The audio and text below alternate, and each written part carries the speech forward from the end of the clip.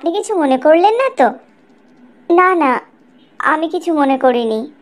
কিন্তু আমার খুব ভয় করছে।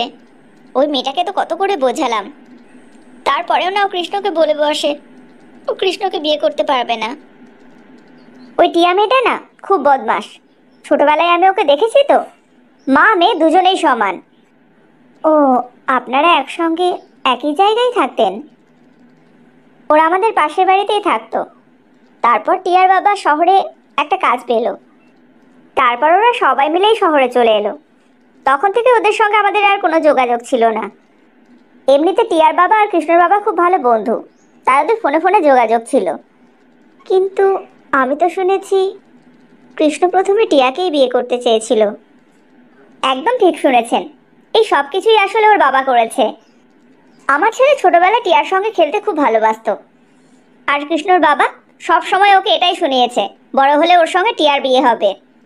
আর আমার ছেলেও সেটাই বিশ্বাস করে এসেছে যে ওর সঙ্গে টিয়ার বিয়ে হবে।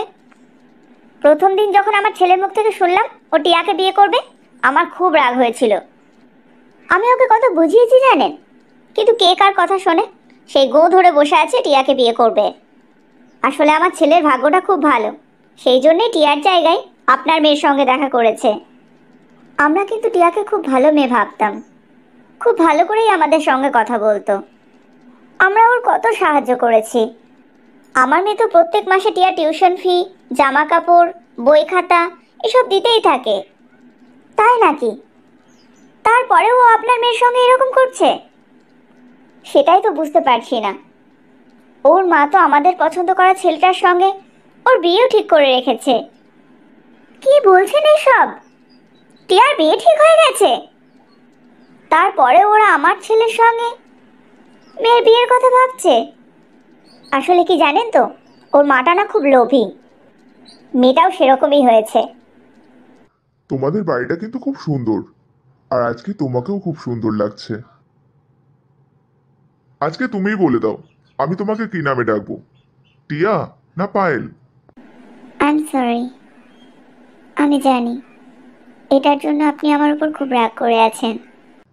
হ্যাঁ, সে তো আমি খুব রাগ করে আছি, কিন্তু একদিক দিয়ে ভালোই হয়েছে যে টিয়ার জায়গায় তুমি দেখা করতে গিয়েছিলে।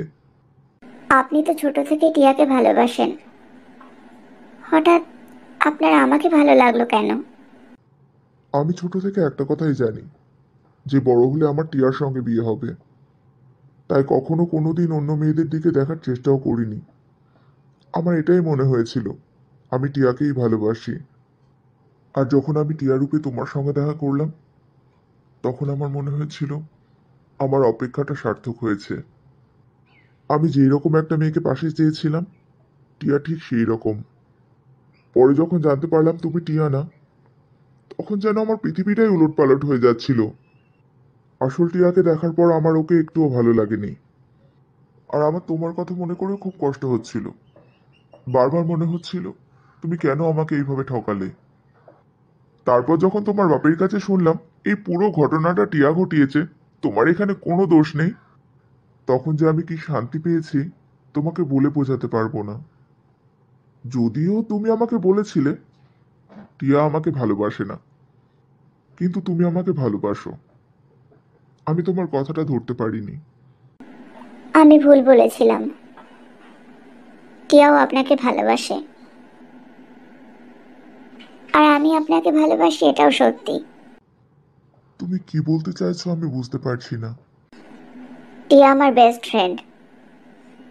আমি যদি আপনাকে বিয়ে করি, টিয়া খুব কষ্ট পাবে, আর আমি ওকে এই কষ্টটা দিতে চাই না। একটা মানুষ কতজনকে ভালোবাসতে পারে বলো তো? টিয়া তো নাকি শেখরকেও বলেছে ও শেখরকে খুব ভালোবাসে। হঠাৎ করে ও আমাকে ভালোবাসতে লাগলো। আপনিও তো প্রথমে টিয়াকে ভালোবাসতেন, হঠাৎ করে আপনার আমাকে পছন্দ হয়ে গেল।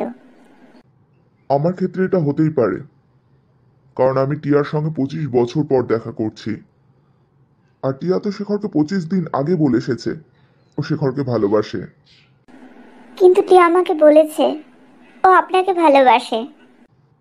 আমি এখানে টিয়ার কথা জানতে আসিনি, তোমার কথা জানতে এসেছি। তুমি আমাকে ভালোবাসো কিনা সেটা জানতে এসেছি। কালকে তোকে বলেছিলাম শেখরকে ফোন করতে, করেছিস? কি, শেখরকে ফোন করেছিস? না, করিনি, আর করবও না। শেখরের সঙ্গেই পায়েলের বিয়ে হবে। পোড়া কপাল আমার, সেই এক কথা বলে যাচ্ছে, শেষমেশ দেখা যাবে এই ছেলেটা হাতছাড়া হয়ে গেল। ভ্যানালার সঙ্গে বিয়ে দেবো, বুঝলি তো? আমাদের অতটাই ক্ষমতা। শেখর তোকে পছন্দ করে, বিয়ের কথা বললেই হয়তো বিয়ে করবে। তা না, ও পায়েলের বিয়ে দিতে যাচ্ছে। পায়েলের যার সঙ্গে বিয়ে হোক না কেন, ও বড়লোক ছিল, ও বড়লোকই থেকে যাবে। কারণ ও বাবার একমাত্র মেয়ে, ওর বাবার সব সম্পত্তি ওই পাবে। তাই তুই যতই চেষ্টা কর না কেন, ও কোনোদিনই গরিব হবে না। আমি কৃষ্ণকে বিয়ে করব। তুই কি বলতো, কৃষ্ণ সরাসরি তোর মুখের উপরে বলে দিল ও তোকে বিয়ে করবে না, তারপরেও বলছিস তুই ওকে বিয়ে করবি? পায়েল ওকে বিয়ে না করলেই তো ও আমাকে বিয়ে করবে। তোর তাই মনে হয়? তাহলে সেই আশাতেই বসে থাক। তুই যা শুরু করেছিস তাতেই শেখরও হাতছাড়া হয়ে যাবে। শেষমেশ আমার মতনই ভিখিরি ঘর জুটবে তোর কপালে।